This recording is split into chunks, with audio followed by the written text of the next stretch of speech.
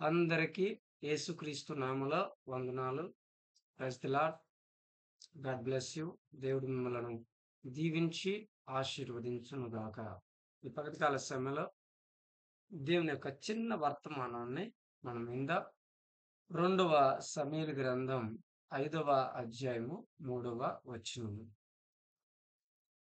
మరియు ఇశ్రాయేలు వారి పెద్దలందరూ హెబ్రోనులో రాజు నొద్దకు రాగా, రాజైన దావీదు హెబ్రోనులో యెహోవా సన్నిధిని వారితో నిబంధన చేసింది. గనుక ఇశ్రాయేలు వారి మీద రాజొగుటకై వారు దావీదునకు పట్టాభిషేకము చేసిరి. ఈ వాక్యాన్ని మనం గమనించినట్లయితే దావీదు 12 గోత్రాల మీద రాజు అగుటకై పట్టాభిషేకమును పొందినాడు. ఇశ్రాయేలు వారి 12 గోత్రాల పెద్దలందరి చేత దావీదు పట్టాభిషేకం పొందినట్లుగా మనం చూస్తా ఉన్నాం. ఈ పట్టాభిషేకము పెద్దలందరూ వచ్చి పట్టాభిషేకము చేయక ముందే దావీదు హెబ్రోనులో యూదా వారి మీద రాజుగా ఉన్నాడు. ఈ విషయం మనందరికీ తెలిసిందే లేఖనాల్లో.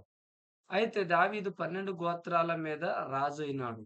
దావీదు 12 గోత్రాల మీద రాజు అవటం ఇశ్రాయేలీయుల పెద్దలందరి ఉద్దేశం కాదు గాని, అది యెహోవా ఉద్దేశమై ఉన్నది. అది దేవుని యొక్క ఉద్దేశమై ఉన్నది. దావీదుకు సుమారుగా 17 సంవత్సరాల వయస్సు ఉన్నప్పుడు సమూయేలు ప్రవక్తను పంపించి దావీదును దేవుడు అభిషేకించినాడు. ఇశ్రాయేలు వారి 12 గోత్రాల మీద నీవే రాజు అవుతావు. ఇశ్రాయేలీయులందరి మీద నీవే అధిపతివి అవుతావని సమూయేలు దావీదు మీద నూనె పోసి, తైలము పోసి అభిషేకించినాడు. ఈ విషయం మనందరికి తెలిసిన విషయమే అది. అయితే దేవుని యొక్క ఉద్దేశము దావీదు ఇశ్రాయేలీయుల మీద రాజుగా ఉండటము. అయితే దావీదుకు సుమారుగా 30 సంవత్సరాల వయసు వచ్చినప్పుడు అతడు ఇశ్రాయేలీయుల 12 గోత్రాల మీద రాజుగా మార్చబడినాడు. అయితే దావీదు జీవితంలో 17 సంవత్సరాలు తాను అభిషేకించబడింది మొదలుకొని తాను రాజయ్యేంత మట్టుకు కూడా తన జీవితంలో భయంకరమైన శ్రమలను దావీదు అనుభవించినట్లుగా మనం లేఖనాల్లో చూస్తా ఉంటాం. సౌలు తరుముతున్నప్పుడు అడవుల్లోకి, గృహల్లోకి పరిగెత్తుకుంటూ పోయినాడు. ఫిలిష్తీయుల దేశంలోకి వెళ్ళినాడు. ప్రాణాన్ని అరచేతులు పెట్టుకుని దావీదు పరిగెత్తటం మనం చాలా సందర్భాలలో కీర్తనలో కూడా మనం చూస్తా ఉన్నాం. దావీదు బహుశ్రమలో పడినాడు. బహుశ్రమలు దావీదు అనుభవించినాడు. దావీదు జీవితంలో అతడు పుట్టినప్పుడు నుంచి కూడా అన్నల చేత తృణీకరించబడ్డాడు. తండ్రి చేత తృణీకరించబడ్డాడు. తర్వాతకి గ్రామంలో ఉన్న అనేకులు దావీదుని మరి ఒక వేశ్యకుమారుడిగా చూసే వాళ్ళు. దావీదు తన చిన్నతనం మొదలుకొని శ్రమలను అనుభవించినాడు. అది ఒక 17 సంవత్సరాల దాకా దావీదు అనుభవించిన శ్రమలు ఒక మెట్టయితే, తాను అభిషేకించబడిన తర్వాత గొల్యాతును చంపిన తర్వాత సౌలు చేత తరమబడుతున్నప్పుడు దావీదు అనుభవించిన శ్రమలు మిక్కటమైనవి. అవి రెట్టింపు కలిగినవి. తాను 17 సంవత్సరాల దాకా అనుభవించిన శ్రమల కంటే 17 సంవత్సరాల నుంచి 30 సంవత్సరాల దాకా దావీదు అనుభవించిన శ్రమలు అత్యధికమైన శ్రమలవి.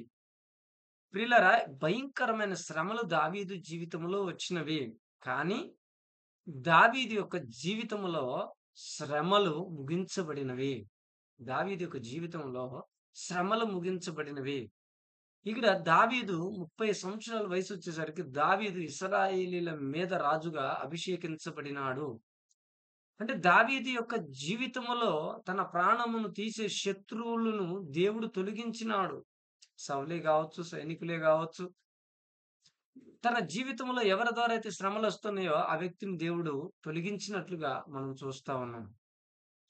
దావీదు యొక్క జీవితంలో శ్రమల కాలం ముగించబడి దావీదు యొక్క జీవితము దీవెనలోనికి దావీదు వెళ్ళినాడు. ఆశీర్వాదములోనికి దావీదు వెళ్ళినాడు. తర్వాత దావీదు జీవితంలో శ్రమలు రాలేదా అంటే, తను చేసిన తప్పును బట్టి కొన్ని శ్రమలొచ్చినవి. తర్వాతకి దావీదుకి సహజ సిద్ధంగా మనుషులకు వచ్చే శ్రమలు దావీదు తన జీవితంలో అనుభవించినాడు. అవి ఎన్నదగిన శ్రమలు కావు. హల్లెలూయా! కనుక మేజర్‌గా దావీదు తన జీవితంలో అనుభవించిన శ్రమలు, సౌలు తరమబడుతున్నప్పుడు అనుభవించిన శ్రమలు చానా భయంకరమైన శ్రమలన్నమాట. ఈ శ్రమలు దేవుడు దావీదు దగ్గర నుంచి తొలగించి, దావీదు జీవితములో శ్రమలకు ప్రతిగా దీవెనలు సంతోషమును, సమాధానమును, హెచ్చింపును, ఘనతను దేవుడిచ్చినాడు.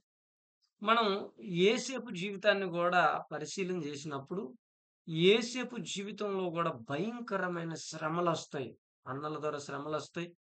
ఐగుప్తు దేశానికి అతడు అమ్మబడిన తర్వాత, అతడి జీవితంలో భయంకరమైన శ్రమ వస్తది.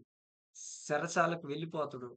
ఈ సందర్భం అంతా మనందరికి తెలిసిందే. యేసేపు యొక్క చరిత్ర మనం బైబిల్‌లో చదువుకున్నప్పుడు మనం చూస్తా ఉంటాం.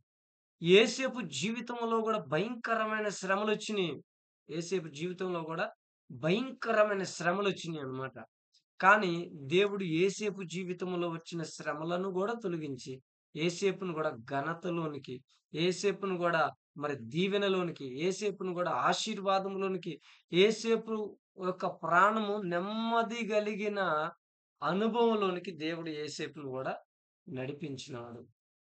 ప్రియులారా, బైబిల్ గ్రంథంలో చాలా మంది ప్రవక్తల జీవితాల్లో శ్రమలొచ్చినవి. కానీ దేవుడు ఆ శ్రమలను తొలగించినాడు. ఈ దినాన నీ జీవితంలో గూడా చాలా రకాల శ్రమలు అనుభవిస్తున్నావు. టెన్షన్స్ అనుభవిస్తున్నావు. భయంకరమైన బాధలను అనుభవిస్తా ఉన్నావు. ఏంటి రోగంతో పోరాటం? ఏంటి అప్పులతో పోరాటం? ఏంటి నిందలతో పోరాటం? ఏంటి శ్రమలతో పోరాటం? ఎంతకాలం నా పరిస్థితి ఇలాగుండాలి? ఎంతకాలం నేను ఈ వేదనలు అనుభవించాలి అని చెప్పి నువ్వు అనుకుంటా ఉన్నావు. శ్రమల చేత శ్రమలు సంవత్సరాల తరబడి సంవత్సరాలు, సంవత్సరాల తరబడి సంవత్సరాలు శ్రమలు అనుభవిస్తా ఉన్నావు. అయితే ఈ పగటికాల శ్రమలో దేవుడు ఒక మాటను జ్ఞాపకం చేస్తా ఉన్నాడు. ఏంటంటే, దావీదు జీవితంలో శ్రమలు తొలగిపోయినవి. యేసేపు జీవితంలో శ్రమలు తొలగిపోయినవి. నీ జీవితంలో గూడా నిశ్చయముగా శ్రమలు తొలగిపోతాయి. చింతపడవద్దు, కలవరపడవద్దు, విశ్వాసములో నుంచి జారిపోవద్దు. తప్పకుండా తగిన సమయం వచ్చినప్పుడు దావీదుని హెచ్చించినట్లుగా, యేసేపుని హెచ్చించినట్లుగా దేవుడు నిన్ను హెచ్చిస్తాడు. నిశ్చయముగా నీ శ్రమలన్నీ తొలగిపోతాయి. నీ బాధలన్నీ తీరిపోతాయి. తప్పక నీవు ఇప్పుడు అనుభవిస్తున్న శ్రమలో నుంచి నువ్వు బయటికి వస్తావు. జీవము కలిగిన దేవుడు నీకు సహాయం జేస్తాడు. నిశ్చయముగా దేవుడు నిన్ను ఉన్నతమైన స్థానములో దేవుడు నిన్ను నిలబెడతాడు. కనుక భయపడకండి. దావీదు వలె శ్రమల కాలములో గూడా పరిశుద్ధంగా జీవించటానికి మీరు ప్రయత్నం చేయండి. విశ్వాసముగా జీవించటానికి ప్రయత్నం చేయండి. యేసేపు వలె మీరు దేవునిలోనే ఉండండి. దాటిపోకండి. తప్పక మీ జీవితంలో మంచి దినాలు ఉన్నాయి. నువ్వు అనుభవిస్తున్న శ్రమలు కొట్టివేయబడే దినాలు ఉన్నాయి. నీవు ఆధ్యాత్మికంగా నీ యొక్క కుటుంబంలో, నీ వ్యక్తిగత జీవితంలో తప్పకుండా ఆత్మ సంబంధమైన ఆధ్యాత్మికమైన ఆశీర్వాదాలను మీరు అనుభవించబోతున్నారు. శరీర సంబంధమైన ఆశీర్వాదాలను కూడా దేవుడు నీకు ఇవ్వబోతున్నాడు. కనుక విశ్వాసము కలిగి ఉండండి. దావీదు జీవితంలో శ్రమలు ముగించబడినట్లుగా నీ జీవితంలో శ్రమలు ముగించబడతాయి. అట్టి కృప దేవుడు మనకిచ్చునుగాక. ఆమేన్. ప్రార్థన చేసుకుందాం. మహాపరిశుద్ధుడైన మా తండ్రి, ప్రేమ కలిగిన మా దేవా, నీకు వందనాలు, స్తోత్రాలు. ఈ చిన్న వర్తమానం ద్వారా మీరు మాతో మాట్లాడినందుకు వందనాలు నాయనా. మా జీవితాల్లో కూడా శ్రమలు తొలగిపోతాయని దావీదును మా ముందు ఉంచి, దావీదు అభిషేకించబడి రాజైనట్లుగా, మీ లేఖనము దావీదు జీవితంలో నెరవేరినట్లుగా, అయ్యా స్తోత్రములు. మా ముందు ఈ సందర్భాన్ని నుంచి మీరు మాతో మాట్లాడినందుకు వందనాలు తండ్రి. మా జీవితంలో కూడా అనేక రకాలైన శ్రమలు ఉన్నాయి ప్రభువా. ఆ శ్రమలన్నిటిలో నుంచి మీరు మాకును విడుదల ఇస్తారని మాట్లాడినందుకు స్తోత్రములు. ఆ విడుదల కొరకై నీ బిడలమైన మేమందరం ఎదురు చూచుచుండగా గొప్ప విడుదలనిచ్చి దావీదును పైకెత్తినట్లుగా మమ్మల్ందరినీ పైకెత్తమని, నీవు మమ్మల్ని దీవించే అంత సమయం కూడా బలవంతుడా, శక్తివంతుడా, నీ రెక్కల కింద దీన మనస్సు కలిగి ఉండటానికి, సత్యములో ప్రతిష్ఠించబడి ముందుకు ఎదగటానికి సహాయము చేయమని ప్రార్థిస్తూ సర్వశక్తిగల యేసుక్రీస్తు నామములో అడుగుచున్నాము తండ్రి. Amen. Amen. Amen. God bless you all. దేవుడు మిమ్మల్ని దీవించును గాక. ఆమేన్.